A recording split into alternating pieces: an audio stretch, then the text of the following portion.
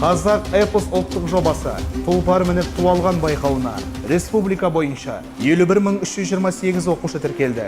Соның ішінде 1882 өзге ұлт өкілі, барлық үміткерлер Қобыланды батыр жырының 132 беттен 5206 жолдан тұратын Марабай жырау нұсқасын жаттап, байқауға дайындық үстінде. Жайлығы күзді күлді жайлахан, қалың қыпшақ жағалай. Тоқтарбайдың дәулеті, ішкенамас жегені тоқ, бай кедейдің көңілі жай. Қыс-қыстау қараспан көке таласқан. Әліп таңба қыпшақтың, атағы озған алаштан. Тілімді алсаң азамат, жаппарға жан аманат.